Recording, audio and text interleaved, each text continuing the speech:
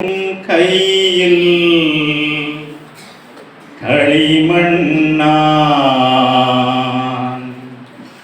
உடைத்து உருவாக்கும்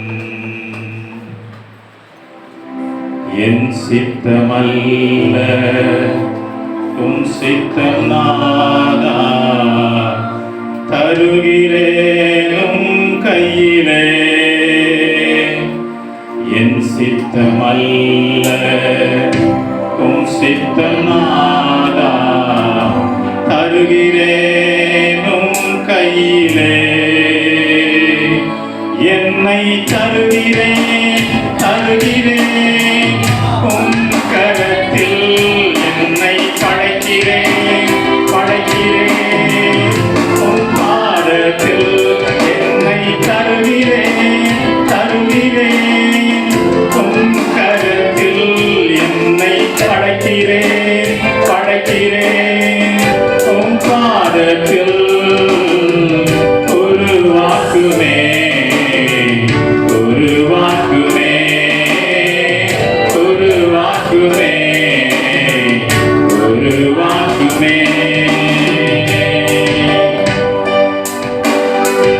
இயேசுவின் மூலம் ஜெபம் கேளும் பிதாவே. ஆமென். அல்லேலூயா. இந்த உலகத்துல பிறந்த இதுவரைக்கும் உலகத்துல பிறந்த எந்த ஒரு தலைவனோ எந்த ஒரு மனிதனோ உயிர்த்தெழுந்ததில்லை, உயிர்த்தெழுந்து ஜீவனோடு இருந்ததில்லை. அல்லேலூயா. நம்முடைய ஆண்டவராகிய இயேசுவை தவிர ஆண்டவரே நிறைய பேரை உயிர்த்தெழ வைத்தார். பழைய ஏற்பாட்டில் உயிர்த்தெழ வைத்தார், புதிய ஏற்பாட்டில் உயிர்த்தெழ வைத்தார். ஆனால் அவர்கள் எல்லாரும் திரும்பவும் மரித்து போனார்கள். நம்முடைய ஆண்டவரோ மரித்தேன் ஆனாலும் சதா காலங்களிலும் உயிரோடு இருக்கிறேன் என்று சொல்லி சொன்ன ஆண்டவர் வாக்கு மாறாதவராய் உயிர் தெழுந்து இன்றைக்கும் ஜீவனோடு கூட இருக்கிறார். அவருடைய நாமத்தை பிரஸ்தாபப்படுத்துகிற அந்த ஸ்தானத்துல இந்த ஸ்தானத்துல வந்து நம்மை ஆசீர்வதிக்கும்படிக்கு உயிர் தெழுந்த ஆண்டவர் நம் மத்தியிலே இருக்கிறார். அல்லேலூயா. சதுசேயர்ங்கிற கூட்டத்தார் அவங்களுக்கு உயிர் தெழுதலின் நம்பிக்கை கிடையாது. நமக்கு இன்னொரு வாழ்வு இருக்கு, நமக்கு நித்திய வாழ்வு இருக்கு, அது நித்திய நரகமா இருக்கலாம் அல்லது நித்திய ஜீவனா இருக்கலாம் என்கிற அந்த ஒரு நம்பிக்கையற்றவர்களா சதுசேயர். அப்படிப்பட்ட சதுசேயர் நம்பிக்கை உடையவர்கள் யாராவது இங்க இருப்பீங்கன்னா, இன்றைக்கு ஆண்டவர் நமக்கு இந்த ஆலயத்தை ஆராதனையை முடித்து போகிறதற்கு முன்பாக அந்த உயிர்த்தெழுதலின் நம்பிக்கை உங்கள் ஒவ்வொருவருக்கும் தருவாராக. அல்லேலூயா. இந்த வாழ்க்கை இதோட முடிகிறது இல்லை. இந்த வாழ்க்கை முடியும் பொழுது இன்னொரு வாழ்க்கையை நாம துவங்குகிறோம். அல்லேலூயா. அது கர்த்தருடைய சமூகத்துல துவங்குகிற ஒரு துவக்கத்தின் வாழ்க்கையாயிருக்கு. ஆனா எப்படி இந்த உலகத்திலே வாழ்கிறோம் என்பதை வைத்துதான் நாம் எங்கே நித்தியத்தை கழிக்க போகிறோம் என்பது தீர்மானிக்கப்படுகிறது. அல்லேலூயா. இதை தீர்மானிக்கிறவர்கள் நாம். அதற்கென்றுதான் நமக்கு வாழ்நாட்களை குறிப்பிட்டு ஒரு லிமிட்டேஷனை நம்முடைய வாழ்நாளில் கொடுத்து 60 வருஷமோ 70 வருஷமோ 80 வருஷமோ ஆண்டவர் நமக்கு கொடுத்து அதற்குள்ளாக தன்னை தேடி தன்னை ஏற்றுக்கொள்ள வேண்டும் என்பதற்காக நமக்காக வாழ்நாளை கொடுத்திருக்கிறார். அல்லேலூயா. இந்த வாழ்க்கை இன்னொரு வாழ்க்கை நமக்கு இந்த பூலோகத்தில் இருக்க போவதில்லை. இந்த வாழ்க்கை முடியுமானால் அதற்கு அடுத்தது நமக்கு மறுமையில தான் ஒன்று நித்திய ஜீவனாயிருக்கும் அல்லது நித்திய நரகமாயிருக்கும். அல்லேலூயா. அதனால இந்த நம்பிக்கை நம்ம ஒவ்வொருவருக்கும் இருக்க வேண்டும். நம்ம எப்படியாவது வாழ்ந்து விடலாம், மனுஷரை போல வாழ்ந்து விடலாம், இந்த உலகத்துக்கு ஏற்ற ஒற்ற வேஷம் தரித்து விடலாம் என்று சொல்லி இந்த உலகத்துல வாழ்வோமானால் இம்மைக்காக மாத்திரம் நாம் அவர் மேல் நம்பிக்கை உள்ளவர்களாக இருந்தால் நம்மை போல பரிதபிக்கத்தக்கவர்கள் வேறொருவர் இருக்க மாட்டார்கள் என்று வேதம் சொல்லுகிறது. அல்லேலூயா. ஆண்டவருடைய வாழ்க்கை, ஆண்டவருடைய உயிர்த்தெழுதல் மிகவும் விசேஷித்த ஒன்று. ஏன்னு சொன்னா, நான் ஏற்கனவே சொன்னேன், யாரும் உயிர்த்தெழுந்து வாழ்ந்ததில்லை. அது மாத்திரமல்ல, ஆனா முன்கூட்டியே இவர் இயேசு பிறக்க போகிறார், இப்படியாய் வாழப் போகிறார், இப்படியாய் மரிக்க போகிறார், மூன்றாவது நாளை உயிர் தேட போகிறார் என்று சொல்லி முன்கூட்டியே தீர்க்க தரிசனமாய் சொல்லப்பட்டு அந்த தீர்க்க தரிசனங்கள் எல்லாம் நிறைவேறின ஒரு மனிதர் யாருன்னா ஆண்டவராகிய இயேசு கிறிஸ்து மாத்திரமே. அதனால்தான் நாம் அவரை தெய்வமாக நம்பி அவரை தொழுது கொள்கிறோம். அல்லேலூயா. வேத பண்டிதர்கள் சொல்லுகிறார்கள், பழைய ஏற்பாட்டில் ஏறக்குறைய 322 தீர்க்க தரிசனங்கள் இயேசுவின் வாழ்க்கையை குறித்து சொல்லப்பட்டிருக்கிறது. அவைகள் எல்லாவற்றையும் எல்லாம் நிறைவேறின மனுஷன். அதாவது ஒரு 10 காரியங்கள் அப்படி நிறைவேறுகிறது ரொம்ப அரிது அப்படிங்கிறாங்க. நான் 322 தீர்க்க தரிசனங்களும் ஆண்டவராகிய இயேசுவின் வாழ்க்கையில, அவருடைய மரணத்துல, அவருடைய உயிர்த்தெழுதல்ல நிறைவேறி அவர் ஜீவனுள்ள தேவன் என்பதை இந்த உலகத்துக்கு காண்பித்தார். அல்லேலூயா. ஒருவேளை உலகத்தினுடைய மனக்கண்கள் குருடாக்கப்பட்டிருக்கலாம். இந்த உலகத்தின் அதிபதி ஒருவேளை குருடாக்கப்பட்டிருக்கலாம். ஆண்டவராகிய இயேசு கிறிஸ்து நம்முடைய மனக்கண்களை திறந்து கொடுத்திருக்கிறார். நமக்கு தெரியும், நாம் தொழுது கொடுக்கிற ஆண்டவர் ஜீவிக்கிற ஆண்டவர். அவர் மரித்தாலும் உயிரோடு எழுந்து இன்றைக்கும் ஜீவனோடு இருக்கிற ஆண்டவர். ஹல்லேலூயா.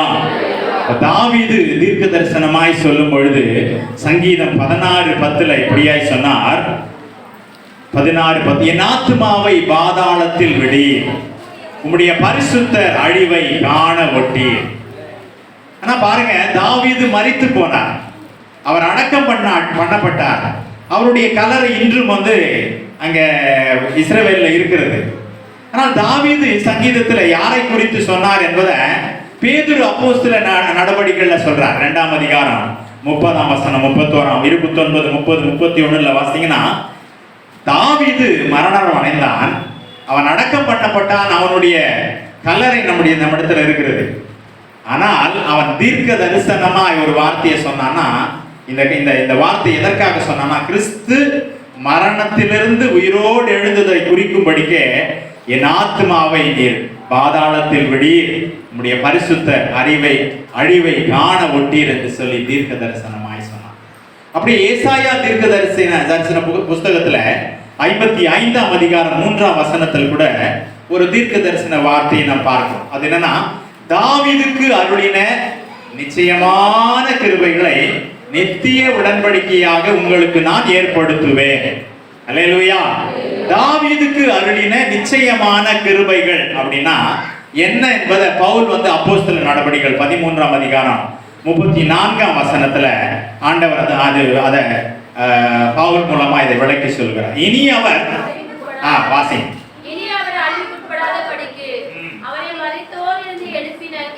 அவரை மரித்தோரிலிருந்து எழுப்பினார் என்பதை குறித்து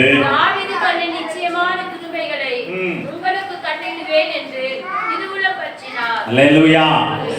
தாவீதுக்கு அருளின நிச்சயமான கிருபைகள் என்றால் என்னன்னா, தாவீதின் குமாரனாகிய இயேசு கிறிஸ்துவுக்கு அருளப்பட்ட நிச்சயமான கிருபை அவரை மரித்தோரிலிருந்து உயிரோடு எழுந்திருக்க பண்ணுவது. அல்லேலூயா.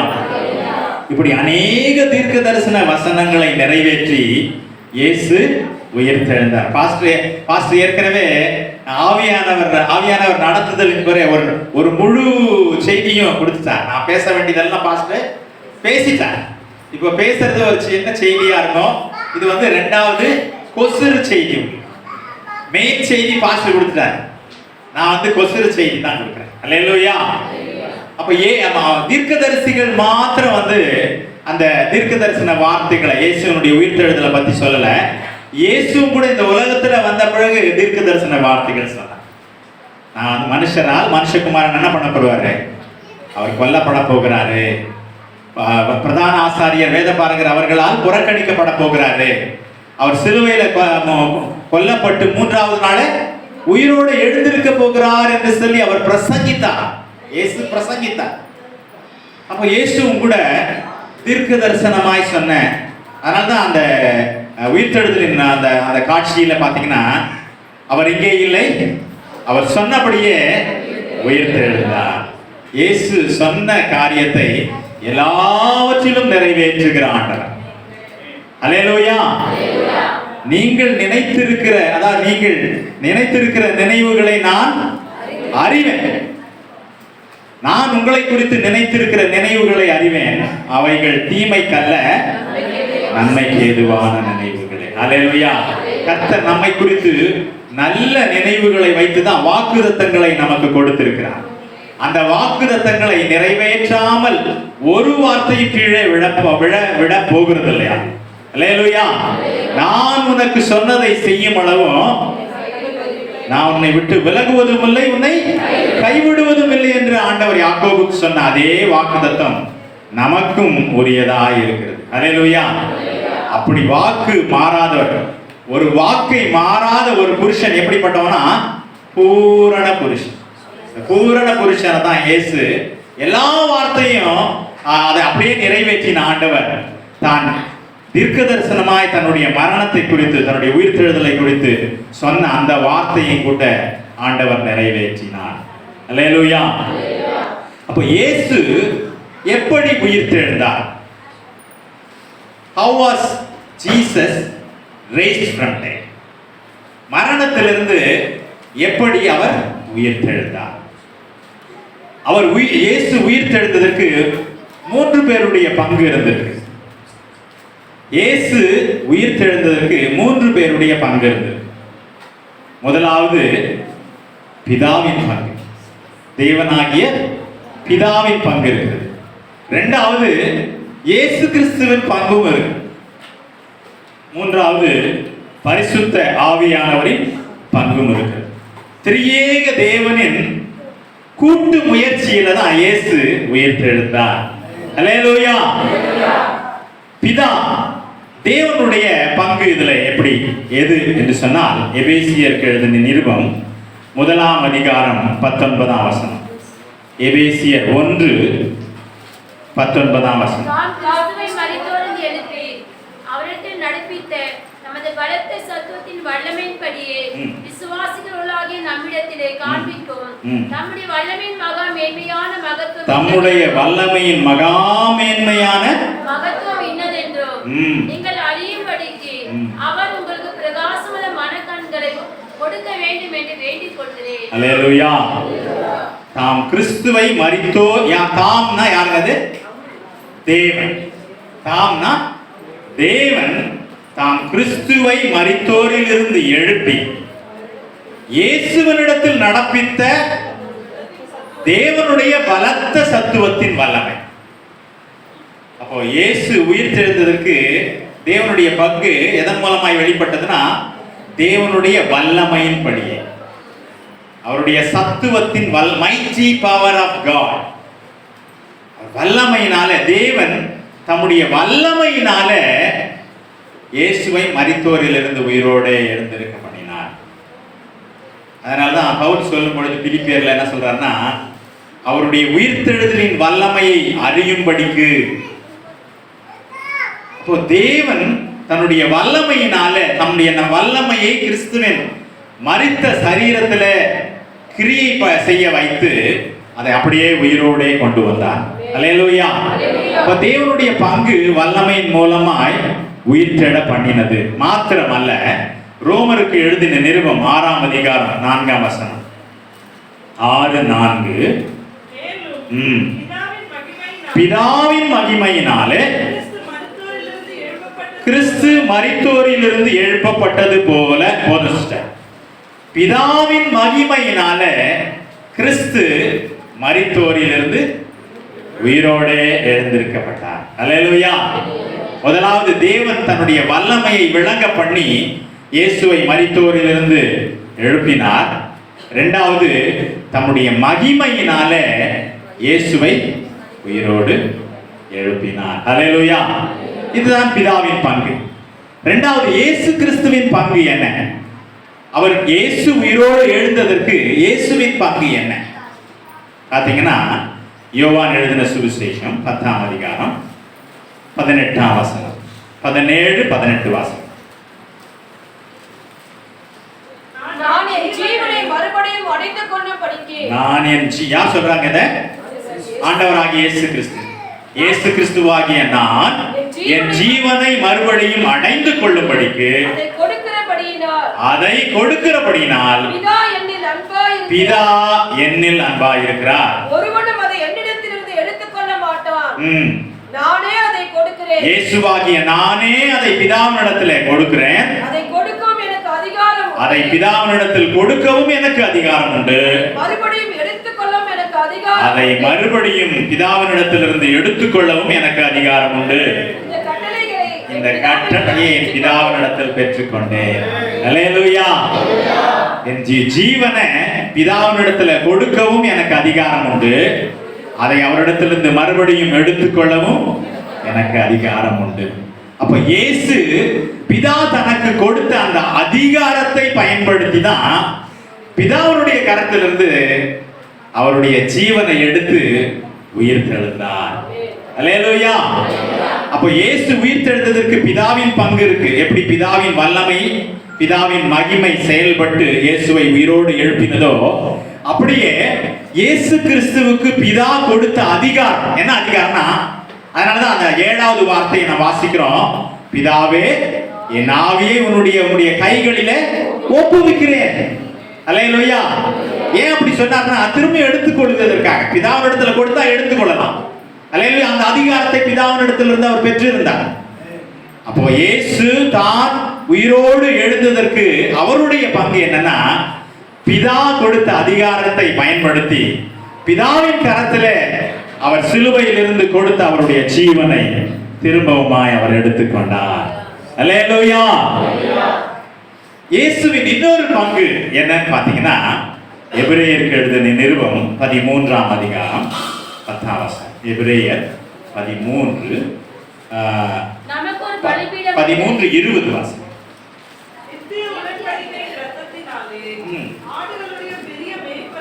நித்திய உடன்படிக்கையின் ரத்தத்தினாலே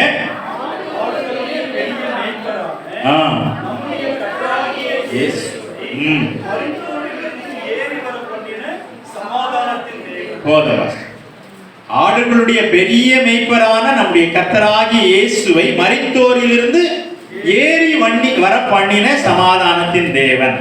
அதுக்கு முன்னாடி ஆரம்பிக்கும் போது நித்திய உடன்படிக்கையின் ரத்தத்தினாலே இயேசுவை தேவன் மரித்தோரிலிருந்து உயிரோடு எழுப்பி வர பண்ணினார். அல்லேலூயா. அதான் நித்திய உடன்படிக்கை. ஒரு உடன்படிக்கை அப்படின்னா என்ன அர்த்தம்? ஒரு உடன்படிக்கை என்னங்க? ஒப்பந்தம். இப்போ இயேசுவுக்கும் தேவனுக்கும் இருக்க ஒப்பந்தம் என்னன்னா, அதை நீங்க வாசிப்பீங்க. அந்த வார்த்தையை, அந்த வசனத்தை சொல்றேன். அதாவது இயேசு தன்னுடைய ஜீவன் என்னங்க? அவருடைய ரத்தம் இல்லையா? ஜீவன் அவருடைய ரத்தத்துல இருக்கு. ஜீவனை இயேசு கொடுப்பார். அதற்கு பதிலாக இப்ப ஒருத்தர் செஞ்சாங்கன்னா அடுத்த பக்கத்துல இருந்து ஒப்பந்தத்தில் செய்யணுமா இல்லையா? இப்ப இயேசுக்கும் தேவனுக்கும் இருக்கிற ஒரு ஒப்பந்தம், இயேசுக்கும் அவருடைய பிதாவுக்கும் இருக்கிற ஒப்பந்தம். இயேசு தன்னுடைய ஜீவனை இந்த உலகத்தின் ஜனங்களுக்காக அவருடைய பாவங்களை சுமந்து அந்த ஜீவனை கொடுப்பார். அவருடைய ரத்தத்தை, விலையேற பெற்ற ரத்தத்தை சிந்த கொடுப்பார். அது இயேசுவனுடைய பங்கு. அந்த ஒப்பந்தத்துல பிதாவுடைய பங்கு என்னன்னா, அவரை உயிரோடு எழுப்புவது. அல்லேலூயா. இயேசுவை உயிரோடு எழுப்பு. அந்த வசனத்தை வாசிங்க. எபிரேயருக்கு எழுதின நிருபம் 9ஆம் அதிகாரம் 12ஆம் வசனம்.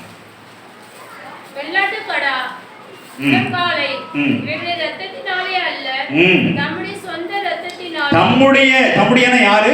இயேசு கிறிஸ்துவாகிய தம்முடைய சொந்த ரத்தத்தினாலும் ஒரே தரம் மகா பரிசுத்த ஸ்தலத்திலே பிரவேசித்து நித்திய மீட்பை உண்டு பண்ணினார். அல்லேலூயா. இந்த உயிர்த்தெழுதலின் காட்சியில மரியாள் இயேசுவை பார்த்த உடனே ரபுனின்னு சொல்றால, மரியாளேன்னு சொன்ன உடனே அவ என்ன சொல்றாங்க? ரபுனின்னு சொல்றாள். அப்ப இயேசுவை அவ என்ன பண்ண பாக்குறா? தொட பாக்குறா. அப்ப ஆண்டவர் என்ன சொல்றாருங்க? என்னை தொடாதே சொன்னாரா? நான் என்னை தொடாத, நான் இன்னும் பிதாவின் இடத்துல போகல. உன்னுடைய பிதாவின் இடத்துக்கும் என்னுடைய பிதாவின் இடத்துக்கும், உன்னுடைய தேவன் இடத்துக்கும் என்னுடைய தேவன் இடத்துக்கும் நான் என்ன பண்ணணும்? போகணும் அப்படின்னு சொல்றார். இந்த வசனத்தை வாசிங்க. லூக்கா, அந்த வசனம் யோவான் 20:17 இருக்கு. லூக்கா 24:39 வாசிங்க. லூக்கா 24:39.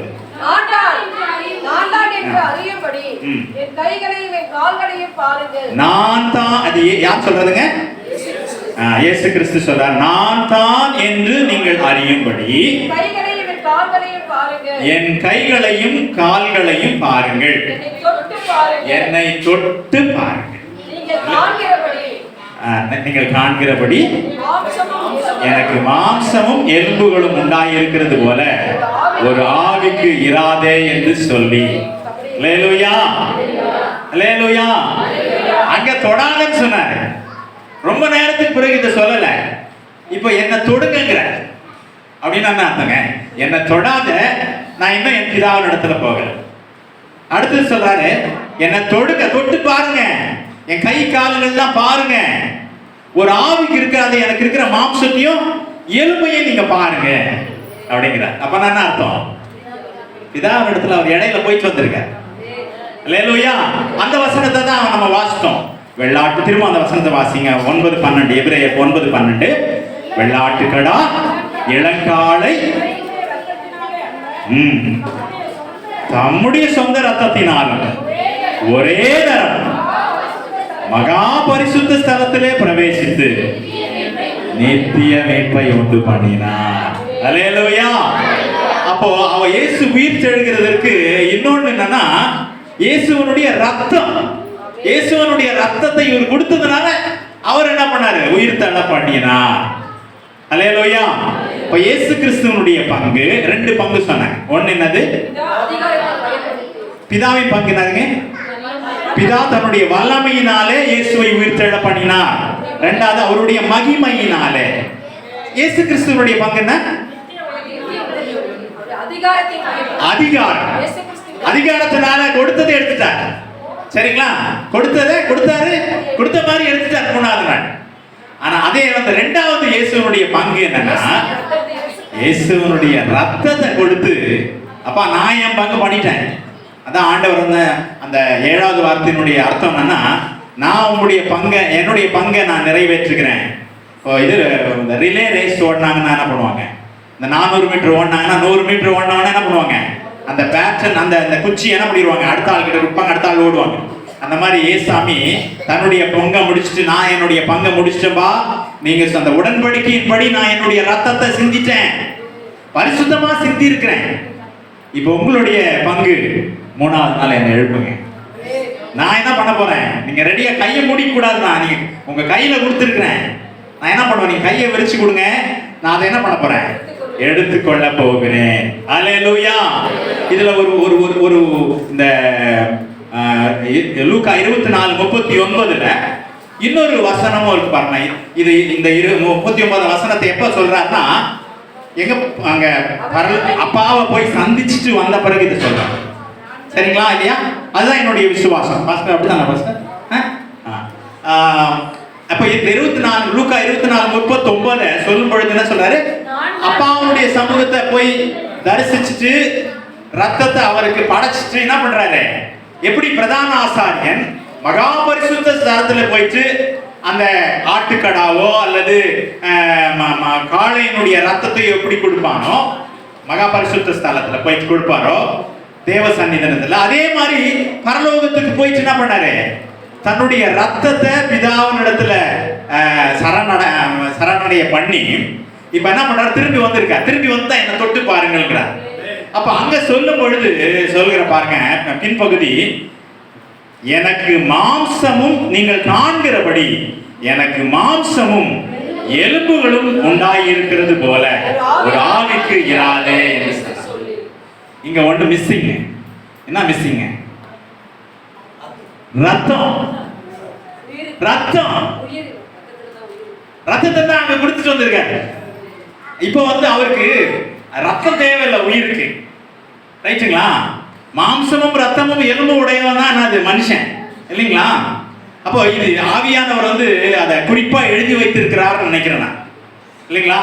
ரத்தத்தை அதை ஒரு குறிப்பா ரத்தத்தை அங்க கொடுத்துட்டாரு. இங்க மாம்சமும் எலும்பும் இருக்குதே, நீங்க தொட்டு பாருங்க, ஒரு ஆவிக்கு இராதே. அல்லேலூயா. அப்போ இயேசு உயிரோடு எழுந்ததற்கு பிதாவின் பங்கும் இருந்தது, இயேசு கிறிஸ்துவின் பங்கும் இருந்தது. இயேசு தன்னுடைய பிதாய தனக்கு கொடுத்த அதிகாரத்தை பயன்படுத்தி பிதாவினுடைய கரத்திலே கொடுத்த தன்னுடைய ஜீவனை அவர் திரும்ப எடுத்துக்கொண்டார். அதை போலவே தான் பிதாவோடு கூட செய்து கொண்ட அந்த ஒப்பந்தத்தின்படியே தன்னுடைய ரத்தத்தை பிதாவினிடத்தில் கொடுத்தார். அல்லேலூயா. அது நிமித்தமாகவே அவர் உயிரோடு எழுந்தார். அல்லேலூயா. மூன்றாவதாக பரிசுத்த ஆவியானவருடைய பங்கு. பரிசுத்த ஆவியானவருடைய பங்கு என்ன? ரோமருக்கு எழுதின நிருபம் 8ஆம் அதிகாரம் 11ஆம் வசனம். ரோமர் 8. அன்றியும் இயேசுவை மரித்தோரிலிருந்து எழுப்பினவருடைய ஆவி உங்களில் வாசமாய் இயேசுவை மரித்தோரிலிருந்து எழுப்பினவருடைய ஆவி உங்களில் வாசமாய் இருந்தார். அல்லேலூயா. அப்போ இயேசுவை மரித்தோரிலிருந்து எழுப்புறதுக்கு பிதாவானவர் பயன்படுத்துது யாருன்னா அவருடைய ஆவியை, பரிசுத்த ஆவியானவர். பரிசுத்த ஆவியை அந்த அதிகாரத்திலே 9ஆம் வசனத்தை பார்த்தீங்கன்னா தேவனுடைய ஆவி என்றும் அதனுடைய பின்பகுதியில் கிறிஸ்துவின் ஆவி என்றும் சொல்லப்படுகிறது. அப்ப பரிசுத்த ஆவியானவரை கொண்டுதான் இயேசுவை மரித்தோரிலிருந்து உயிர்த்தெழ பண்ணினார். அல்லேலூயா. அப்போ திரியேக தேவனுடைய பங்கு முழுமையாய் கூட்டு முயற்சியாய் தான் இயேசு மரித்தோரிலிருந்து உயிரோடு எழும்ப பெற்றார். அல்லேலூயா. அதே கூட்டாக நம்மை நம்முடைய ஆவிக்குரிய வாழ்க்கையில, நம்முடைய பூமிக்குரிய வாழ்க்கையில எங்கெல்லாம் நம்ம செத்து போயிருக்கிறோமோ, நம்முடைய ஆவி ஆத்மா சரீரத்துல என்ன காரியங்களில நம்ம செத்து போயிருக்கிறோமோ அந்த செத்து போன காரியங்களில் எல்லாம் நம்மை உயிர்ப்பிக்கும்படியாய் திரியேக தேவனாகிய கர்த்தர் தம்முடைய வல்லமையை பயன்படுத்தி, தம்முடைய மகிமையை பயன்படுத்தி, தம்முடைய அதிகாரத்தை பயன்படுத்தி, தம்முடைய பரிசுத்த ஆவியானவரை பயன்படுத்தி உங்களையும் என்னையும் உயிர்ப்பிக்க வல்ல தேவனாய் இருக்கிறார். அல்லேலூயா. ஒருவேளை சரீரத்துல சில பகுதிகள், ஒரு செல்கள் சிலதெல்லாம் ஒருவேளை செத்து போயிருக்கலாம். ஒருவேளை சில காரியங்களுக்காக ரொம்ப நாள் நம்ம ட்ரை பண்ணிட்டே இருப்போம். இது செத்து போயிடுச்சு அப்படின்னு கூட நம்ம என்ன பண்ணிட்டு இருக்கலாம், விட்டு போயிட்டு இருக்கலாம். பாருங்க சகரியா, பாருங்க சகரியா அந்த ஆசாரியன், லூக்கால வாசிக்கிறோம்ல முதல் அதிகாரத்துல, அதாவது யோவான் ஸ்நானகனுடைய அப்பா, அவர் எவ்வளவு நாள் அவர் ஜெபம் பண்ணி இருக்கிறார். தனக்கு ஒரு குழந்தை வேணும் ஜெபம் பண்ணியிருப்பார் இல்லைங்களா, விண்ணப்பம் பண்ணார். ஏன்னா தேவதூதன் சொல்லும்போது என்ன சொல்றாங்க, உன் பயப்படாதே, உன் விண்ணப்பம் கேட்கப்பட்டது. அவர் விண்ணப்பம் கேட்டுட்டு தான் இருந்தாரு. நான் யோசிக்கிறேன், வயசான உடனே அவ்வளவுதான், இது இட் இஸ் டெட் அப்படின்னு சொல்லிட்டு என்ன பண்ணிருப்பாரு, ஒருவேளை விட்டுட்டு இருப்பாரு. அதனாலதான் அவர் சொன்னப்போ இது எப்படி ஆகும் என்று சொல்லி அவர் நம்பிக்கை அற்ற ஒரு வார்த்தை வந்தது. ஒருவேளை அந்த விண்ணப்பங்கள் தொடர்ந்து அவர் செய்து கொண்டே இருந்திருப்பாருன்னா தொடர்ந்து என்ன பண்ணிருப்போம், அந்த நம்பிக்கை விசுவாசம் இருந்திருக்கும். ஆமாமா தேவதூதன், நான் தான் ஜெபம் பண்ணிட்டு இருக்கேன், என்ன செய்தி கொண்டு வந்திருக்கீங்க தேவனிடத்துல இருந்து அப்படின்னு சொல்லி சகரியா கேட்டிருப்பார் இல்ல. ஆனா அவர் இது எப்படி ஆகும் அப்படின்னு சொல்லிட்டு அவர் கேட்கறதுக்கான காரணம் என்னன்னா, அது ஒரு நேரத்துல சோர்ந்து போய் இட்ஸ் ஆல் டெட் அப்படின்னு சொல்லிட்டு ஒருவேளை அவர் விட்டு போயிருப்பார். அப்படி ஒருவேளை ஜெபத்தை விட்டுட்டு இல்ல நம்பிக்கை இல்லாமல் போன காரியம், அப்படிப்பட்ட காரியங்களை உயிர்ப்பிக்க வல்ல தேவனாய் நம்முடைய உயிர்த்தெழுந்த ஆண்டவராகிய இயேசு கிறிஸ்து நம்ம மத்தியிலே இருக்கிறார். அல்லேலூயா. உங்களுடைய காரியங்கள் எது செத்து போய் இருக்கிறதோ, எந்த காரியங்களை நீங்க செய்து தொடர்ந்து தோல்வி, ஒருவேளை படிப்புல தோல்வி, அல்லது திருமணத்துக்காக வரனை தேடி தோல்வி, இனி அவ்வளவுதான், நான் அப்படியே நான் ஸ்பிரின்ஸ்டராகவே தான் இருக்கணும், நான் கல்யாணம் ஆகாத ஒரு பையனா தான் இருக்கணும் அப்படிங்கிற ஒரு குழந்தைக்காக நம்ம ட்ரை பண்ணிட்டு குழந்தையே பிறக்காத சூழ்நிலை. ஆனா ஒன்று மாத்திரம் சொல்றேன், ஆண்டவர் முதலாவது ஏதேன் தோட்டத்துல கொடுத்த முதல் ஆசீர்வாதம், நீங்க பலுகி பெறுவீங்க. இந்த ஆசீர்வாதம் ஏதேன் தோட்டத்தில் இருந்த ஆதாம் ஏவாளுக்கு மாத்திரம் அல்ல, நம்ம எல்லாருக்குமாய் ஆண்டவர் கொடுத்திருக்கிற ஆசீர்வாதம். அந்த ஆண்டவர் மலடோ அல்லது கர்ப்பம் விழுதலோ நம்முடைய சந்ததியில இருக்கிறது இல்ல. அல்லேலூயா. அதை விசுவாசித்திருங்க. ஒருவேளை செத்து போன காரியங்களா இருந்தாலும் கூட அந்த 90 வயதான அந்த 99 வயதானன்னு வச்சுக்கோங்க, அப்படி 99 89 வயதான ஒரு கிழவி அவளுடைய கர்ப்பத்தை உயிர்ப்பிக்க முடியுமானால், ஒரு கிழவனை உயிர்ப்பிக்க முடியுமானால், ஆனா கர்த்தர் உங்களையும் என்னையும் உயிர்ப்பிக்க வல்லவராய், செத்து போன எல்லா காரியங்களையும் நம்ம உயிர்ப்பிக்க வல்ல தேவனாய் இருக்கிறார். அல்லேலூயா. பாவத்துல செத்து போயிருக்கீங்களா? உங்களுடைய பிள்ளைகளை குறித்ததாக கவலை இருக்கா? பாவத்துல செத்து இருக்கணும். பாவத்துக்கு சாகணும் ஒழிய பாவத்துல செத்துடக்கூடாது. We should not be dead in sin. நம்ம பாவத்துல செத்துடக்கூடாது, பாவத்துக்கு மரிக்க வேண்டும். அல்லேலூயா. நான் பாவத்தை என்ன பண்ணிடுறேன், சிலுவையில அறைந்துடுறேன். என்னுடைய பழைய மனுஷன் அவன் தான் பாவத்தை செய்கிறவன், அவனை சிலுவையில அறைந்துட்டேன். அதனால இனி பாவம் என்னை மேற்கொள்ளாது. அல்லேலூயா. கிருபை ஆண்டவர் எனக்கு கொடுத்திருக்கிறார். வேதம் சொல்றது அப்படிதான். கிருபை இருக்கிற இடத்துல என்ன பண்ணாது, பாவம் என்னை மேற்கொள்ளாது என்று சொல்லி 8ஆம் அதிகாரம் தான் நினைக்கிறேன் இல்லைங்களா? ரோமர் 8.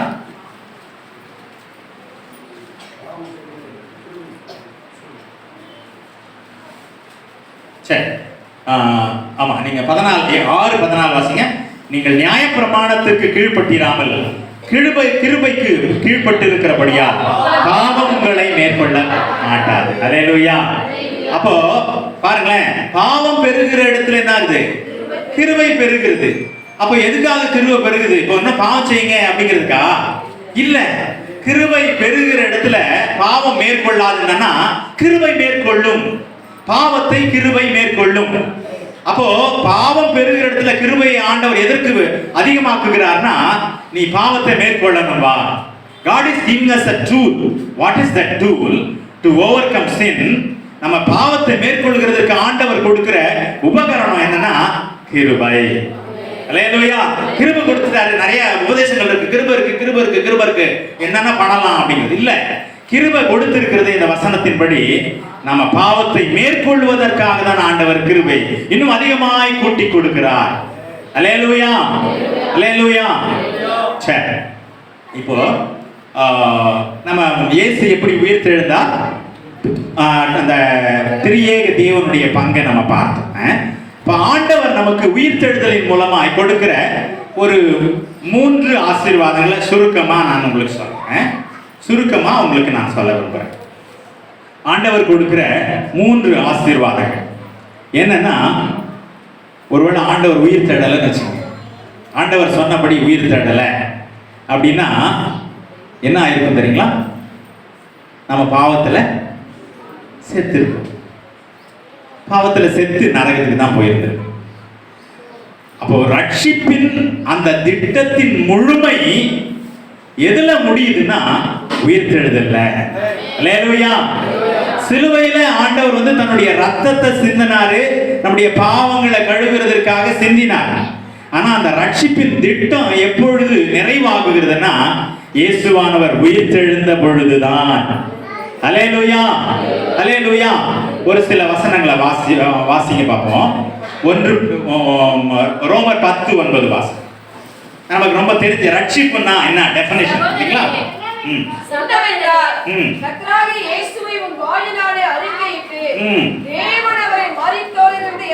தேவன் அவரை மரித்தோரிலிருந்து எழுப்பினார் என்று உன் இருதயத்திலே விசுவாசித்தால் ரட்சிக்கப்படுவாய்.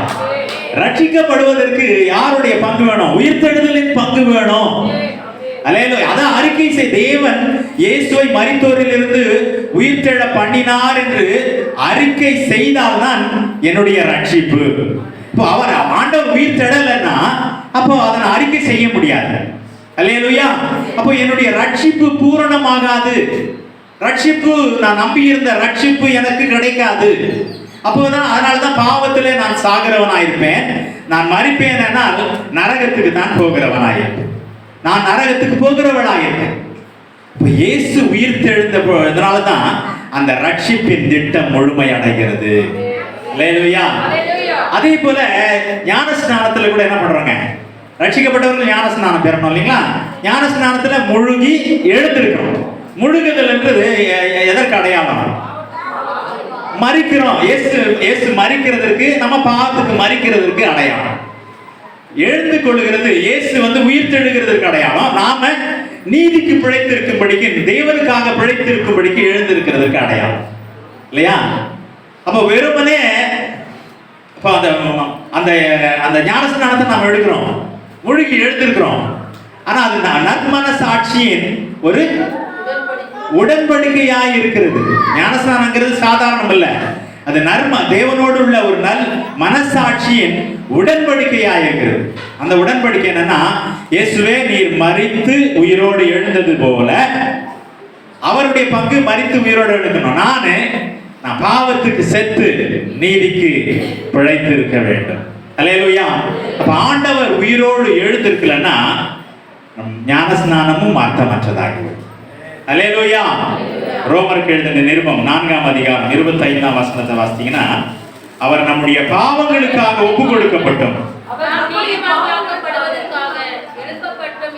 நாம் நீதிமான்கள் ஆக்கப்படுவதற்காக உயிரோடு எழுப்பப்பட்டும் இருக்கிறார். அல்லேலூயா. அப்ப நாம் நீதிமான்களாக்கப்பட்டோம் என்று நம்பிக்கொண்டிருக்கிறோம் இல்லையா?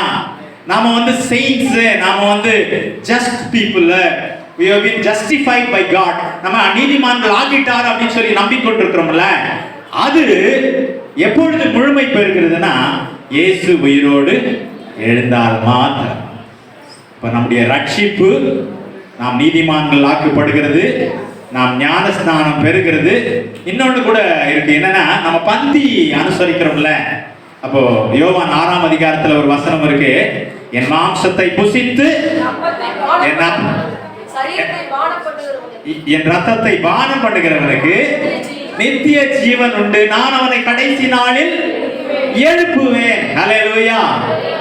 அப்போ அந்த பந்தியும் கூட இயேசுவானவர் உயிர்த்தெழலைன்னா அது அர்த்தமற்றதாயிரும், அது முழுமை பெறாததாயிருக்கும்.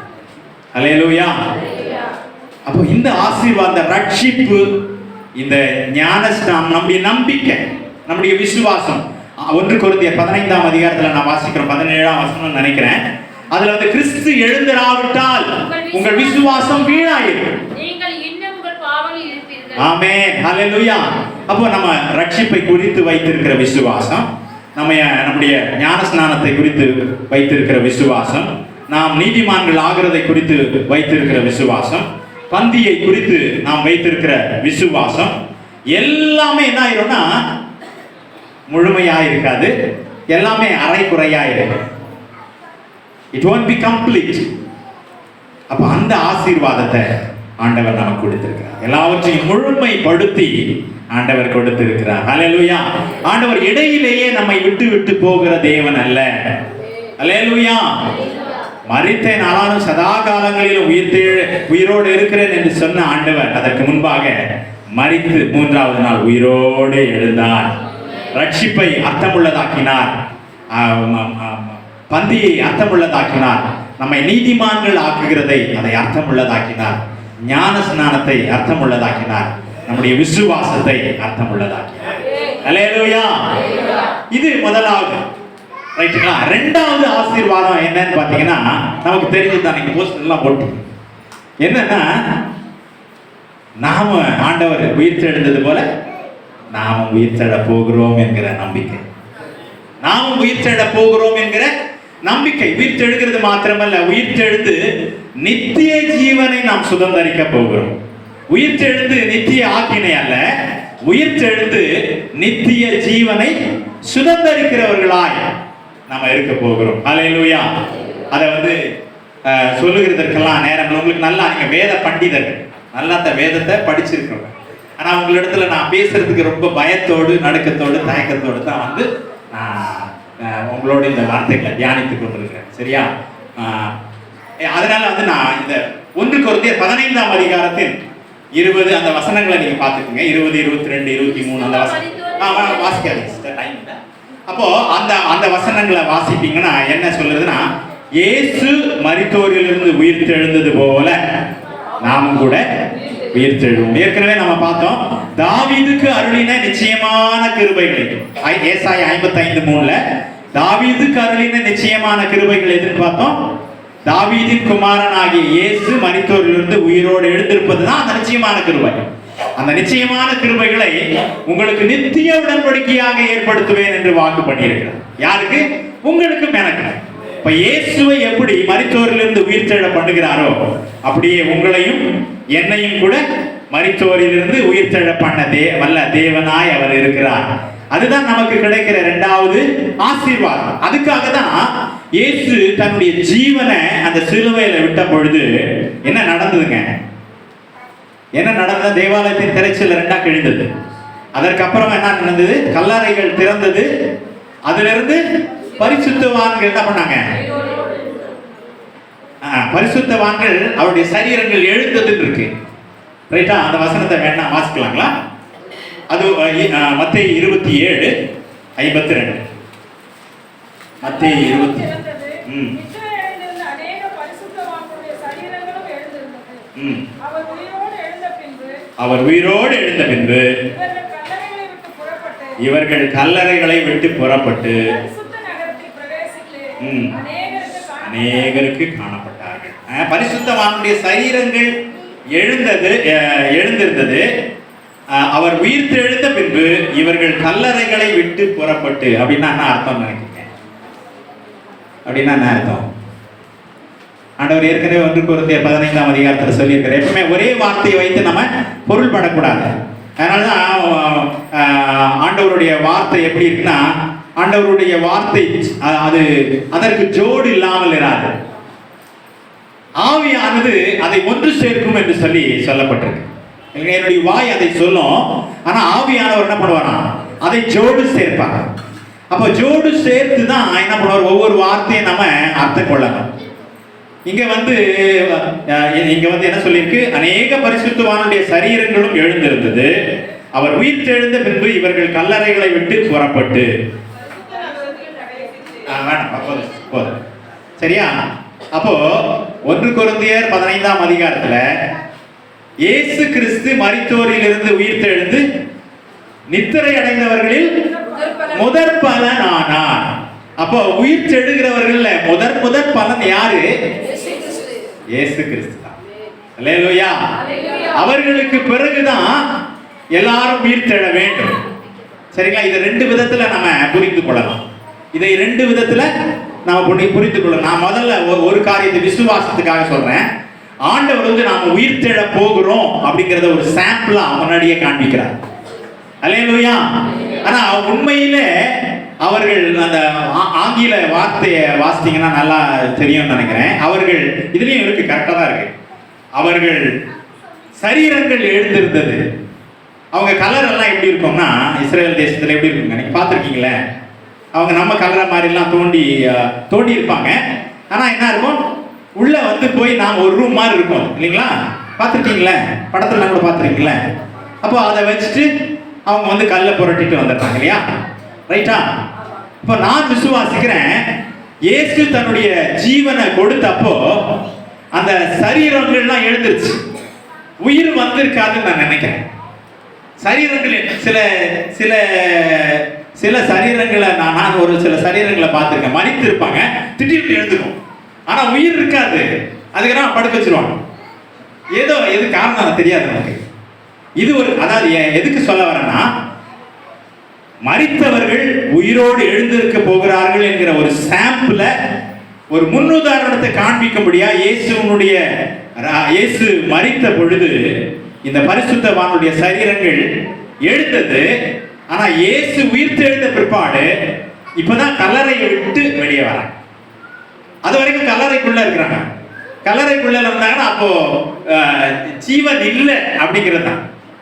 கல்லறைக்கு இருந்து வெளியே இப்போ வரும்பொழுதுதான் அவன் ஜீவன் பெற்று அவர்கள் வருகிறாங்க. அவங்க எப்போ வராங்கன்னா, அந்த 3ஆவது நாள் இயேசு உயிர் தெழுந்த பிற்பாடு அவர்கள் கல்லறையை விட்டு வெளியே வந்து அநேகருக்கு காணப்படுகிறார்கள். 2வது விதத்துல எப்படி புரிந்து கொள்ளணும்னா, அந்த இயேசுவனுடைய வல்லமை எப்படி லாசரு அவருடைய வார்த்தை எழுப்பினதோ அதை போல ஒரு வல்லமை, உயிர் தெழுதலின் வல்லமை புறப்பட்டு சென்று அவர்களை உயிர்ப்பித்தது. அதற்கு பிறகு அவர்கள் மரித்து போயிருப்பாங்க. அதனால அவர்கள் இயேசுவனுடைய உயிர் தெழுதலுக்கு இவர்களை நீங்க கம்பேர் பண்ண முடியாது. அல்லேலூயா, அல்லேலூயா. அப்போ ஒரு சாம்பிள் ஆண்டவர் காண்பிக்கும்படியாய் அந்த பரிசுத்தவானுடைய சரீரங்கள் எழுந்திருக்கும். இயேசு முதலாவது உயிர் தெழுந்த பிற்பாடு அவர்கள் கல்லறைகளை விட்டு வெளியே வரவும் தக்கதாய் கர்த்தர் அந்த அற்புதத்தை நடப்பித்தார். அல்லேலூயா. அப்ப இயேசு உயிர் தெழுந்தது போல நாமும் உயிர் தெழ போகிறோம் என்கிற அந்த நம்பிக்கை தான் ஆண்டவர் நமக்கு கொடுக்கிற 2வது ஆசீர்வாதம். 3வது ஆசீர்வாதம் ஒரே வார்த்தையில சொல்லிட்டு முடிச்சுறேன். மரண பயத்தை நம்மிடத்திலிருந்து நீக்குகிறார். அல்லேலூயா. இனி மரண பயம் இல்லை. இயேசு உயிர் தெழுந்துட்டார், நானும் உயிர் தெழ போகிறேன். இதோட என்னுடைய வாழ்க்கை முடிய போகிறது இல்லை. இந்த மரணத்தின் அதிபதி அவனுடைய அதிகாரத்தெல்லாம் ஆண்டவர் வந்து சிலுவையில எல்லா அதிகாரங்களையும் துரத்தனங்களும் உடைந்து கொண்டு அவனை வந்து நிராயுத பாணியா மாற்றிட்டான். அல்லேலூயா. பிசாசு வந்து இப்போ நல்ல வல்லமையா இருக்கிறான்னு நினைக்காதீங்க. அவன் வந்து பல் புடுங்கப்பட்ட அவன் பாம்பு போலதான். அவன் நிராயுத பாணியாய் ஆக்கப்பட்டுட்டான். எப்படின்னா எல்லா துரைத்தனங்களையும் எல்லா அதிகாரங்களையும் ஆண்டவராகிய இயேசு சிலுவையில அவனிடத்திலிருந்து உரிந்து கொண்டு விட்டான். அல்லேலூயா. அதனாலதான் அவனை பற்றி சொல்லும் பொழுது எவனை அவன் விழுங்கலாமோ என்று சொல்லி கர்ஜிக்கிற சிங்கத்தை போல, சிங்கம் இல்லாம சிங்கத்தை போல, duplicate. Is not powerful like lion, அத போல. அல்லேலூயா. அப்ப அவன் பிசாசுக்காக நம்ம பயப்பட வேண்டாம். அவனுக்கு அதனால ஆண்டவர் சொன்னாரு, அவனுக்கு எதிர்த்து நில்லுங்க, ஓடி போவான். அவன் நம்ம விட பலசாலின்னா ஓடி போயிடுவானாங்க. கோலியாத்துக்கு எதிர்க்க வந்து தாவீது வந்தான், ஓடிட்டானா கோலியாத்து? ஓடல. அவன் கொக்கரிச்சு சிரிச்சு நாயை அடிக்கிறது போல நான் கல்லை கொண்டு வரேன் அப்படின்னு சொல்லிட்டு அவனுக்கு எதிர நின்னான் தைரியமா. அல்லேலூயா. பலமானவனா இருந்தா எதிரி வந்து நிப்பான். ஆனா நாம எதிர்த்து ஓடுறான்னா அவன் பயந்தான். அல்லேலூயா. அதனால பிசாசுக்கு பயப்படாதீங்க, பிசாசுக்கு பயப்படாதீங்க, தேவனுக்கு கீழ்ப்படியுங்க, பிசாசுக்கு எதிர்த்து நில்லுங்க. அல்லேலூயா. அப்பதான் அவன் ஓடி போவான். தேவனுக்கு கீழ்ப்படியாம அவனுக்கு எதிர்த்து நின்னீங்கன்னா என்ன ஆயிரும்? அந்த யூத ஆசாரியனுடைய பிள்ளைகள் இயேசுவின் நாமத்தை பயன்படுத்தி பிசாசை ஓட்ட பார்த்தாங்க பாத்தீங்களா? அந்த மாதிரி. அல்லேலூயா. அப்ப இயேசுவுக்கு கீழ்ப்படிய வேண்டும், பிசாசுக்கு எதிர்த்து நிற்க வேண்டும். அப்பொழுது அவன் ஓடி போவான். அல்லேலூயா. இந்த 3 ஆசீர்வாதங்களை கர்த்தர் நமக்கு கொடுக்கிறார். ஒன்றினா ஆமா, நமக்குள்ள விசுவாசத்தை, ரட்சிப்பின் மீது இருக்கிற விசுவாசம், ஞானஸ்நானத்தின் மீது இருக்கிற விசுவாசம், நீதிமான்கள் ஆக்கப்படுகிறதுக்கான விசுவாசம், பந்தியை குறித்ததான விசுவாசம் முழுமை பெறும்படியா, நம்ம ஆக்கினைக்கு போயிடாதபடிக்கு நம்மை தப்புவிக்கும்படியா அந்த ரட்சிப்பை முழுமையாக்கினார். 2வது, இயேசு உயிர்த்தெழுந்தது போல நாமும் உயிர்த்தெழுவோம் என்கிற நம்பிக்கையை இயேசுனுடைய உயிர்த்தெழுதல் நமக்கு கொடுத்தது. 3வது, மரண பயத்தை, மரண பயத்தை மாத்திரமல்ல, மரணத்தின் அதிபதியாகிய பிசாசு மேல இருந்த பயத்தை கூட நீக்கி அவனை எதிர்த்து நின்று அவனை ஜெயிக்கும்படியாய். அல்லேலூயா. அல்லேலூயா. இயேசு கிறிஸ்துவின் இரத்தத்தினாலும் சாட்சியின் வசனத்தினாலும் அவனை ஜெயித்தார். அல்லேலூயா. ஆண்டவர் இயேசுவின் இரத்தத்தை கொடுத்திருக்கிறார், வசனத்தை கொடுத்திருக்கிறார், சாட்சியை கொடுத்திருக்கிறார். அதை கொண்டு நாம் நிச்சயமாய் அவனை எதிர்த்து அவனை ஓட செய்ய முடியும். அல்லேலூயா. கடைசியா ரொம்ப முக்கியமானது இதுதான். ஆனா கடைசியா இதை மாத்திரம் நான் உங்களுக்கு சொல்லிடுறேன். அப்ப நாம உயிர் எழணும்னா நாம எனக்கு என்ன தகுதி இருக்கு? நாம உயிர் எழ போகிறோம் என்கிற ஆசீர்வாதம் உண்டு. அதை மாத்திரம் ஒவ்வொரு வரியில நான் உங்களுக்கு சொல்லிட்டு நான் அதை முடிக்கிறேன். அதை வந்து நீங்க வந்து அதை வீட்டில் தியானம் பண்ணுங்க.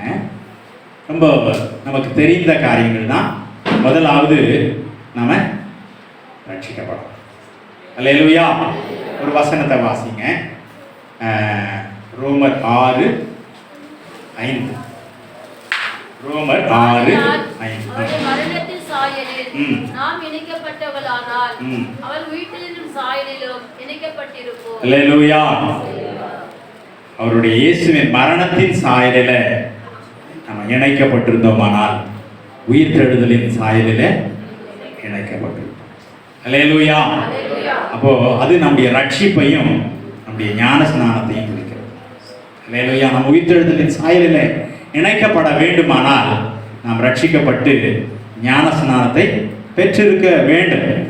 ஒருவேளை இங்கே இருக்கிறவர்களில வாலிபர்களோ அல்லது பெரியவர்களோ இதுவரைக்கும் இயேசுவை தங்கள் சொந்த ரட்சகராக ஏற்றுக்கொள்ளாமல் இருப்பீர்களானால், அப்படி புதிதாய் வந்தவர்களோ அல்லது அதிக நாட்களாய் வந்து ஞானஸ்நான அந்த ஆண்டவருடைய கட்டளைக்கு கீழ்ப்படியாமல் இருக்கிறவர்களோ, ரட்சிக்கப்படாமல் இயேசுவை விசுவாசித்து அவரை சொந்த ரட்சகராக ஏற்றுக்கொள்ளாமல் இருக்கிறவர்களோ இருப்பீர்களே ஆனால், இதுவே இப்பொழுதே அனுக்கிரக காலம், இப்பொழுதே ரட்சணை. ஆண்டவர் உங்களுக்கும் எனக்கும் கொடுக்கிற வாய்ப்பு. நாளைக்கு என்பது நாம் ஒருபொழுதும் that is not in our hand. அதனால தான் ஆண்டவர் அந்த கள்வனுக்கு 2வது வார்த்தையை சொல்லும்போது, இன்றைக்கு என்னுடனே கூட பரதேசியில் இருப்பார். இன்றைக்கு அவன் கேட்டான். அவன் என்ன கேட்டாங்க? நீ ராஜ்யத்துல வரும் பொழுது என்னை நினைத்தார். ஆனா ஆண்டவர் சொன்னார், no no no, that is too long. Today you are in paradise. இன்றைக்கு நீ என்னுடனே கூட பரதீசில் இருக்கிறாய். இன்றைக்கு தான் நம்முடைய நாள். இன்றைக்கு நான் பேசிக் கொண்டிருக்கிறேன். கர்த்தர் எனக்கு நியமித்த நாள் இன்று இந்த சாயங்காலமோ நைட்டோ இருக்குமானா ஆண்டவருடைய ஆண்டவரே, நான் இன்னும் நிறைய நாள் இருக்க வேண்டியது இருக்கு, என்னுடைய பையனுக்கு கல்யாணம் பண்ணணும், பேர பிள்ளையை பார்க்கணும் அப்படியெல்லாம் சொல்லிட்டு நான் I cannot give any reason, எந்த ஒரு எக்ஸ்கியூஸும் ஆண்டவர் இடத்துல கேட்க முடியாது. அவர் கேட்க மாட்டாரு இல்லையா? அவர் கேட்டுட்டு இருக்க மாட்டார். இயேசுவுக்கு இருந்த அதிகாரம் எனக்கு கிடையாது, உங்களுக்கு எனக்கு கிடையாது. நான் கொடுத்தேன், நான் எடுப்பேங்கிறது இல்லை. அல்லேலூயா, அல்லேலூயா. ஆண்டவரிடத்துல ஒப்புவிக்கிறோம். யூதர்கள் அப்படிதான் செய்வாங்களாம். 31 சங்கீதம் 5ஆம் வசனம் அதை சொல்லுது. என்னன்னா, என் ஆவியை உன்னுடைய கரத்துல ஒப்புவிக்கிறேன். அதான் யூதர்கள் ஒவ்வொரு நாள் முடியும் பொழுதும் சின்னவங்கல இருந்து பெரியவங்க வரையும் சின்னவங்களுக்கு சொல்லி கொடுப்பாங்க, என் ஆவியை ஒப்பு கொடுக்கிறேன் என்று சொல்லி நீங்க ஜெபம் பண்ணிட்டு படுக்கணும் அப்படின்னு சொல்லிட்டு. அல்லேலூயா. ஆண்டவருடைய கரத்துல அப்படிதான் வந்து ஸ்தேவான் வந்து என்ன பண்றாங்க, என்னுடைய ஆவியை ஆமா ஏற்றுக்கொள்ளும் என்று சொல்கிறார். ஏற்றுக்கொள்ளுகிறதும் ஏற்றுக்கொள்ளாத ஆண்டவருடைய கரத்துல இருக்கு. நாம கிறிஸ்துவுக்கு ஏற்ற வாழ்க்கை இங்க வாழ்ந்திருப்போமா, ரட்சிக்கப்பட்டவர்களா இருந்திருப்போமானா கண்டிப்பா அதை என்ன பண்ணுவாரு, ஏற்றுக்கொள்வார். அல்லேலூயா. அப்ப திரும்பவும் கொடுப்பார். அப்போ ரட்சிக்கப்படணும். பாருங்க, ஒரு தம்பிக்கு வந்து நான் வந்து ஒரு ஃப்ளைட் டிக்கெட் ஒன்று வாங்கி கொடுக்குறேன்னு வச்சுக்கோங்க. சரியா? உண்மை இல்லை தம்பி, உண்மை இல்லை. சரியா? அவருக்கு வந்து நான் அமெரிக்காவுக்கு உன்னை கூட்டிகிட்டு போகிறப்பா, உன்னை கூட்டிகிட்டு போகிறதுக்கு இல்லை, நான் கூட்டிகிட்டு போகல. நான் அவர் என்ன பண்ணுறேன், நீங்கள் அமெரிக்காவுக்கு போகிறதுக்கான வீசா நான் எடுத்து கொடுக்குறேன், டிக்கெட்டும் நான் எடுத்து கொடுக்குறேன், அதற்கான எல்லா செலவுகளையும் நான் என்ன பண்ணுறேன். இன்னும் பேசலாம், இன்னும் ஒரு 10 நிமிஷம் ஓகேவா? 5 அல்லது 10 நிமிஷம் சரிங்களா? ரைட்டா? சரி. நான் விசா எடுத்து கொடுக்குறேன், டிக்கெட்டும் எடுத்து கொடுக்குறேன், அதற்கான பணத்தை அதற்கான செலவுகள் எல்லாத்தையும் நான் பார்த்துக்கிறேன். நீ ஒன்றும் பண்ண தேவையில்லை. நீ என்ன பண்ணணும், வந்து வாங்கிட்டு நீ போயிட்டு போக வேண்டியதுதான். ஃப்ளைட்டில் ஏறணும், அது கொண்டு போய் விட்டுறணும். You can go to US, அங்கே வந்து நீங்கள் சந்தோஷமாக இருக்கலாம் அப்படின்னு சொல்லிட்டு ஒரு சின்ன இது உதாரணத்துக்காக சொல்லுங்க. அப்புறம் நான் வந்து தம்பி கேட்க போகிறாரு, அங்கிள் நீங்கள் கண்டிப்பாக நீங்கள் சொன்னீங்க எங்கள் ஒரு இடத்துல நான் சொன்னப்போ அப்படிதான் அந்த தகப்பனாருக்கு சொன்னேன், பிள்ளைகள் வந்து இப்போ உண்மையிலே அங்கிள் வாங்கி கொடுப்பாங்க, பரவாயில்லம்மா நீங்கள் பாக்கியம் அப்படின்னு சொன்னாங்க. ஃபாஸ்ட் அந்த மாதிரி சொல்ல மாட்டாங்க நினைக்கிறேன். சரி, இப்போ நான் வாங்கி கொடுக்குறேன்னு சொல்லிட்டேன். அதற்கான எல்லாவற்றையும் அது whatever expenses I have to do I will meet that சொல்லிட்டேன். இப்போ தம்பி என்ன பண்ணணும், நான் எல்லாத்தையும் வாங்கி வச்சுட்டேன், வீசா வாங்கிட்டேன், அவருக்கு எல்லா ப்ராசஸும் பண்ணிட்டேன், டிக்கெட்டை வாங்கி வச்சுட்டேன்.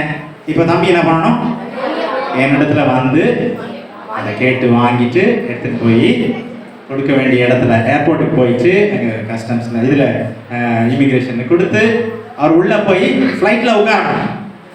அதற்கு பிறகு அவர் கொண்டு போகப்படுவார். அல்லேலூயா. அப்போ இன்னொரு தேசமாகிய பரலோகத்துக்கு போகிறதுக்கான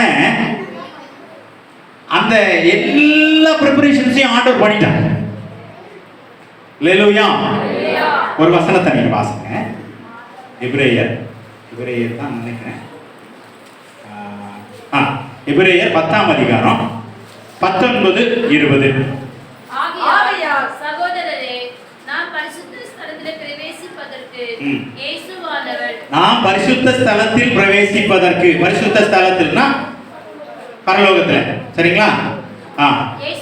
இயேசுவானவர் தமது மாம்சமாகிய திரையின் வழியாய் புதிதும் ஜீவனுமான மார்க்கத்தை நமக்கு உண்டு பண்ணினபடியால் அந்த மார்க்கத்தின் வழியாய் பிரவேசிப்பதற்கு அவருடைய இரத்தத்தினாலே நமக்கு தைரியம் உண்டாயிருக்கிறபடியினாலும். சரிங்களா? இது 2 காரியத்தை நம்ம பார்க்கணும். இயேசு தம்முடைய மாம்சத்தின் வழியாய் மாம்சத்தை கிழிக்க கொடுத்து ஒரு வழியை உண்டாக்கிட்டார். எதுக்குன்னா பரலோகத்துக்கு பிதாவினிடத்தை போகிறதுக்கான ஒரு வழி.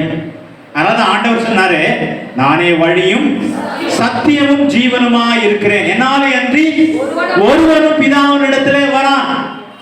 அப்ப ஆண்டவர் ஒரு வழியை உண்டாக்கலன்னா நாம பரலோகத்துக்கு போக முடியாது. இந்த அதுதான் நடந்தது.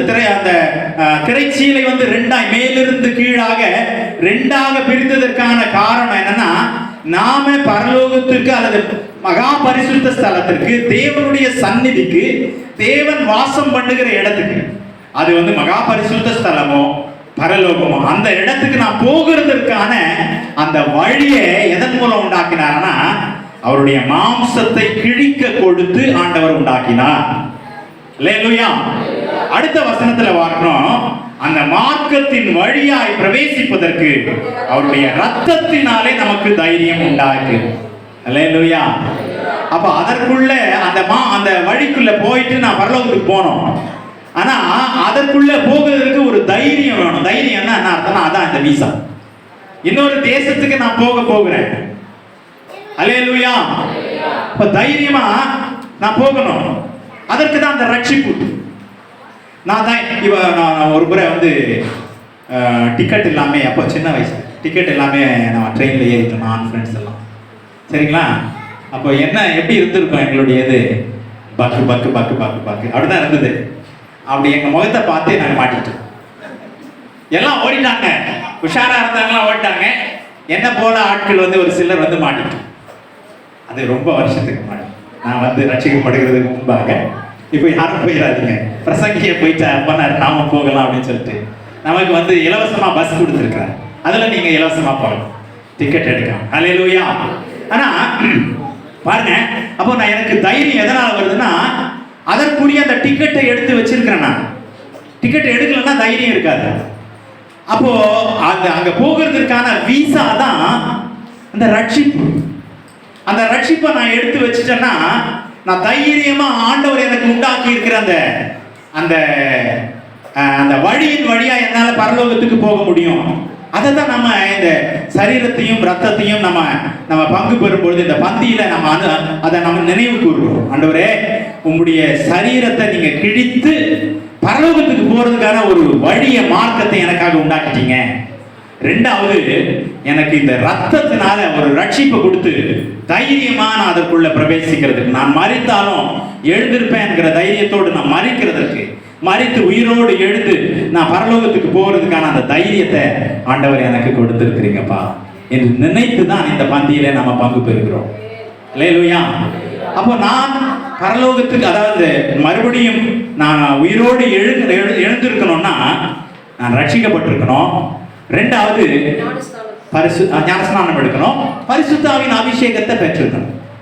பரிசுத்த ஆவியின் அதற்கு ஒரு வசனத்தை அதாவது ஏற்கனவே வாசித்தோம் நம்ம, ரோமர் 8:11. அன்றியும் இயேசுவை மரித்தோரில் இருந்து உயிர்த்தெழ பண்ணினவருடைய ஆவி உங்களில் வாசமாக இருந்தால், இயேசுவை மரித்தோரிலிருந்து எழுப்ப பண்ணினவர் சாவுக்கு ஏதுவான உங்கள் சரீரங்களை உயிர்ப்பிப்பார். அல்லேலூயா. அல்லேலூயா. அப்போ அந்த பரிசுத்த ஆவியானவர் நமக்குள்ள இருந்தால் தான் சாவுக்கு ஏதுவான அந்த சரீரத்தை தேவன் உயிர்ப்பிக்க முடியும். நாம பரிசுத்த ஆவியை பெற்று ஆவியார் நமக்குள் தங்கின அந்த நிலையோடு கூட நம்ம மரிப்போமானதான் நம்முடைய அழிவுக்குரிய சரீரம் உயிர்ப்பிக்கப்படும். அல்லேலூயா. அதனால்தான் யோவான் 3ஆம் அதிகாரத்தில் 5ஆம் வசனத்தில் சொல்லப்பட்டிருக்கிறது, நம்ம என்ன பண்ணணும், ஜலத்தினாலும் ஆவியினாலும் ஒருவன் பிறவாவிட்டால் தேவனுடைய ராஜ்யத்திற்கு பிரவேசிக்க முடியாது. அப்போ ஞானஸ்நானம் பெறணும், அதற்கு வந்து ரட்சிப்பு அடைந்திருக்கணும். அப்புறம் பரிசுத்தாவின் அபிஷேகத்தை பெறணும், அப்பதான் பரிசுத்தாவின் எனக்குள்ள இருப்பார். அப்போ தேவனானவர் நம்மை உயிரோட எழும்ப பண்ணுவார். அல்லேலூயா. அப்ப ரட்சிக்கப்படணும், ஞானஸ்நானம் பெறனா, இதெல்லாம் ரட்சிக்கப்படாம ஞானஸ்நானம் எடுக்காம இல்ல அப்புறமா எடுத்துக்கலாம்னு சொல்லி தள்ளி போடக்கூடாது. அந்த ரெண்டாவது அந்த கல்வன் வந்து அவனுக்கு கிடைத்த வாய்ப்பை அவன் பயன்படுத்தி கொண்டான். நான் அப்புறமா பாத்துக்கிறேன் அப்படின்னு இருந்திருந்தானா அவன் நரகத்துக்கு போயிருப்பான். ஒரே கணம் ஒரு மனம் திரும்புதல் உண்டாச்சு, அவன் ரட்சிப்பு அவனுக்கு ஆண்டவர் கொடுத்துட்டான். உடனே இம்மீடியட்டா நம்ம கவர்மெண்ட்ல இருக்கிற மாதிரி பெட்டிஷன் போட்டா அப்படியே தூங்கும் பாரு, அப்படி இல்லை. ஆண்டவர் உடனே டெஸ்பேட்ச் பண்ணிட்டார், உடனே ஆர்டர், இன்றைக்கே நீ என்னுடனே கூட பரதேசி இருப்பார். முதல் வார்த்தை சொன்னார், பிதாவே இவர்களுக்கு மன்னியும் சொன்னார். முதல் மன்னிப்பு வாங்கினவன் இந்த கல்வன். அந்த வாய்ப்பை அவன் பயன்படுத்தி கொண்டான். அப்பதான் மனம் திரும்புறான். அதற்கு முன்பு மற்ற கல்வனோடு கூட சேர்ந்து இயேசுவை மறுதலித்தான், இயேசுவை தூஷித்தான். ஆனா அந்த முதல் வார்த்தையை கேட்ட உடனே அவனுடைய மனம் அப்படியே மாறிடுச்சு. அவனுடைய இருதயம் திறந்தது. ஆண்டவர் அவனை ஏற்றுக்கொண்டான். அவன் ரட்சிக்கப்பட்டான். அப்போ அவனுக்கு ஞானஸ்நானம் எடுக்க வேண்டிய சூழ்நிலை இல்லை. ஆனா உங்களுக்கும் எனக்கும் வேதம் சொல்லுறது, ஞானஸ்நானம் என்பது தேவ ஆலோசனை. இந்த தேவ ஆலோசனைய பரிசேயர்கள்லாம் என்ன பண்ணாங்க? தள்ளிட்டாங்க. தேவ ஆலோசனையை தள்ளிட்டாங்க. தேவ ஆலோசனைக்கு நாம கீழ்ப்படியும். அப்போ பரிசுத்த ஆவியை எப்படி பெற்றுக்கொள்கிறது? ஆண்டவரிடத்துல நம்ம கேட்கும் பொழுது நம்ம பெற்றுக்கொள்கிறோம். அதற்காக நம்ம காத்து இருக்கும் பொழுது, அதற்காக வாஞ்சித்து இருக்கும் பொழுது, மான்கள் நீரோடைகளை வாஞ்சித்து கதறுகிறது போல அப்ப வாஞ்ச கேட்டு நம்ம பெற்றுக்கொள்ளணும். பரிசுத்த ஆவியானவர் இல்லாம ஜெயமுள்ள வாழ்க்கையை நம்ம வாழ முடியாது. அல்லேலூயா. பரிசுத்த ஆவியானவர் குறித்து சொல்லி இருக்குது, சகல சத்தியத்துக்குள்ள நடத்துவாரு. அவர் என்ன பண்ணுவார்? இயேசுவானவர் சொன்ன வார்த்தைகளை எல்லாம் நம்ம நினைப்பூட்டுவார். அதை நினைப்பூட்டினதுனாலதான் இயேசு பிசாசை அந்த முதல் ஊழியத்தின் ஆரம்பத்திலே அந்த 3 வசனங்களை சொல்லி சொல்லி சொல்லி ஜெயித்தார். சாட்சியின் வசனத்தை வைத்து ஜெயித்தார். இப்ப நாம கூட பிசாசை அல்லது பாவத்தை அல்லது இச்சைகளை உலகத்தை நம்ம ஜெயிக்கணும்னா நம்ம என்ன பண்ணணும்? பரிசுத்த ஆவியானவர் நமக்கு இருக்கணும். வசனம் நமக்குள்ள இருக்கணும். எவ்வளவுக்குள்ள வசனத்தை நம்ம இருதயத்துக்குள்ள வைக்கிறோமோ அவ்வளவுக்கு, அதான் சங்கீதக்காரன் சொல்றான், நான் பாவம் செய்யாதபடிக்கு உங்களுடைய வசனத்தை என்னுடைய இருதயத்துல வைத்தேன். இந்த வசனங்கள் அப்படியே நம்ம கீழ்ப்படிவோமானா நிச்சயமாகவே கண்டிப்பாக அதற்கேற்றபடி நாம வாழ்வோம், ரட்சிக்கப்படுவோம். அப்போ ஞானஸ்நானம் பெறுவோம், பரிசுத்த ஆவியின் அபிஷேகத்தை பெறுவோம். அடுத்தது என்னன்னா, நாம கிறிஸ்துவுக்குள் வாழ்கிறவர்களாயிரும். கிறிஸ்துவுக்குள் வாழ்கிறது என்னன்னா, 1 யோவான் 2ஆம் அதிகாரம் 5ஆம் வசனத்துல, அவருடைய வசனத்தை கை கொள்ளுகிறவன்னா கர்த்தருக்குள் வாழ்கிறவன், கிறிஸ்துவுக்குள் வாழ்கிறவன். அவருடைய வசனத்துக்கு கீழ்ப்படியும். அப்படின்னா ஆண்டவர் சொல்ல என்ன சொன்னாலும் நமக்கு அதுல வேற ஒரு காரியம் இருந்தாலும் இல்ல என்னுடைய விருப்பம் இல்ல, ஆண்டவருடைய விருப்பம். ஆண்டவருடைய வசனம் என்னன்னா அவருடைய விருப்பத்தை சொல்லுகிறது, அவருடைய விருப்பம் வெறுப்ப சொல்லுகிறது. அப்ப உம்முடைய விருப்பத்தின்படி ஆக கடவுள்னு சொல்லி அடிமையா அவரிடத்துல ஒப்பு கொடுத்து அவருடைய வசனத்துக்கு கீழ்ப்படுகிறது தான் கிறிஸ்துவுக்குள் வாழ்கிறது. 1 தெசலோனிக்கர் 4ஆம் அதிகாரம் 15 - 17 வரைக்கும் நமக்கு ரொம்ப தெரிஞ்ச வசனம். கர்த்தர் ஆரவாரத்தோடும் பிரதான தூதனுடைய சத்தத்தோடும் தேவ எக்காலத்தோடும் வானத்திலிருந்து இறங்கி வருவார். அப்பொழுது கிறிஸ்துவுக்குள் மரித்தவர்கள் முதலாவது எழுந்திருப்பாங்க.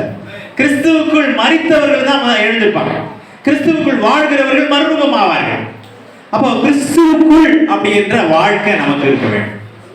கிறிஸ்துவுக்காக வாழ்கிற வாழ்க்கை. நீங்க என்ன சொன்னாலும் நான் கீழ்ப்படியும்பா, அது எனக்கு பிடிக்குதோ பிடிக்கலையோ அதற்கு நான் அப்படியே கீழ்ப்படிவேன். நான் என் சித்தம் அல்ல உன் சித்தம். இல்லையா? என் சித்தம் அல்ல உன் சித்தம். நான் கடைசியா ஒன்று சொல்லி முடிச்சுருவேன். அவர் சொல்றாரு, அவருக்காக எல்லாவற்றையும் நஷ்டம் என்று விட்டேன், குப்பையும். அந்த வசனத்தை வேணா வாசிங்க. பிலிப்பியர் 3, அதோட முடிச்சிடலாம். பிலிப்பியர் 3ஆம் அதிகாரம், பிலிப்பியர் 3 10ஆம் வசனமா?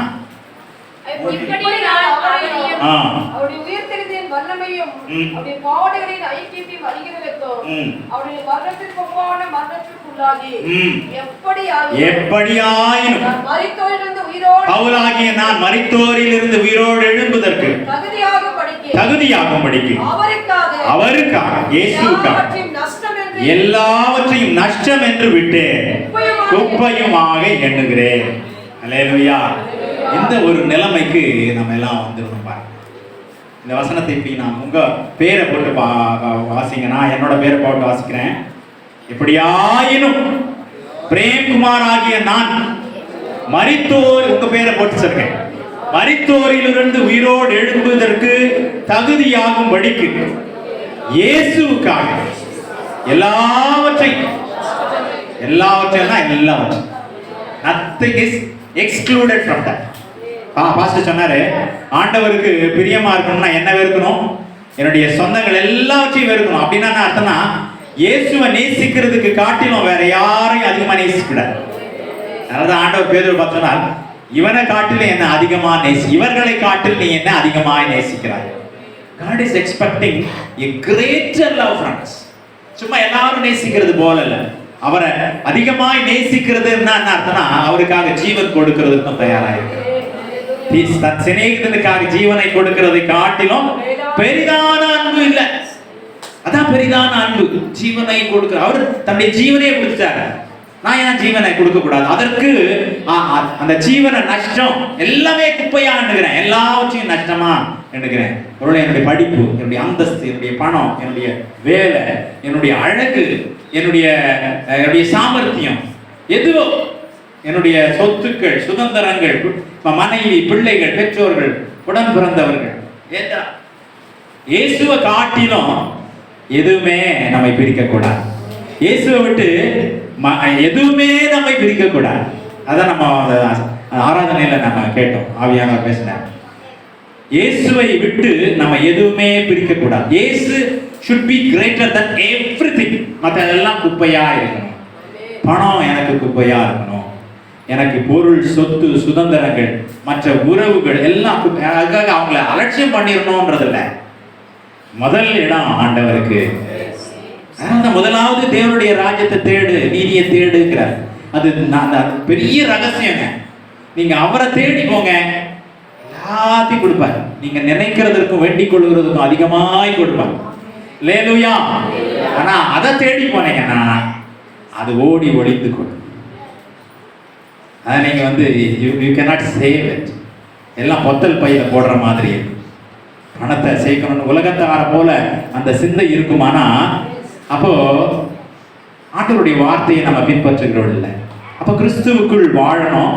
அதோடு கூட எல்லாவற்றையும் நஷ்டம் என்று விடுகிறவர்கள் தான், இயேசுவை எல்லாவற்றுக்கும் மேலாய் நேசிக்கிறவர்கள் தான் உயிர் தெழுகிறதற்கான பாத்திரராக இருக்கிறார்கள். அல்லேலூயா. அப்படியே கண்களை மூடுவோமா? கண்களை மூடுவோம். அல்லேலூயா.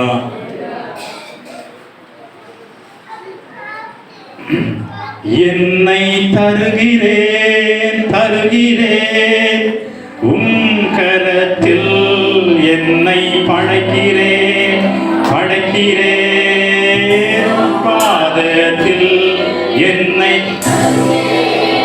தருகிறேன் உம் கரத்தில், என்னை படைக்கிறேன் படைக்கிறேன் உம் பாதத்தில்.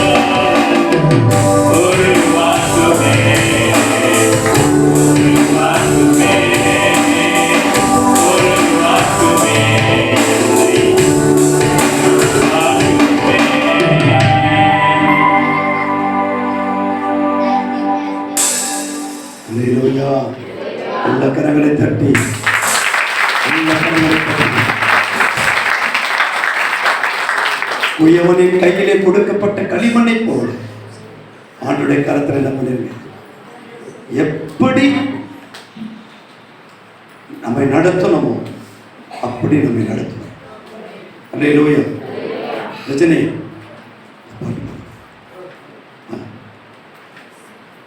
எப்படி நம்ம ஆண்டவர் நம்ம பயன்படுத்தணும்னு நினைக்கிறாரோ அப்படி நம்ம பயன்படுத்துவோம். உடைக்கப்படுவதற்கு நம்ம ஒப்பு கொடுக்கணும். அப்பதான் நம்ம என்ன பண்ண முடியும்? உருவாக்க முடியும். அல்லேலூயா. உடைக்கப்படுவதற்கு நாம ஒப்பு கொடுக்கலன்னா நாம எப்படி என்ன ஆக முடியாது? உருவாக முடியாது. கர்த்தருடைய வார்த்தை, கர்த்தருடைய வசனத்து, சாட்சியின் வசனத்தினால ஆண்டவர் ஜெயித்தார். அல்லேலூயா, அல்லேலூயா. தேவனுக்கு மகிமை உண்டாவதாக. ரஜினி ஒரு பாடல் பாடுவதாக சொன்னார். உட்கார்ந்துட்டு இருக்க நேரம் அவர் பாடி முடிப்பாருன்னா கூப்பிட்டேன். எல்லாரும் எழுந்து நிற்கலாம்.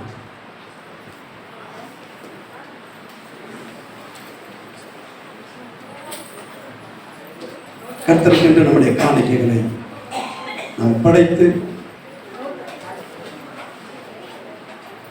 ஆவியானவர் நம்முடைய சித்தத்தின்படி அவர் நம்மை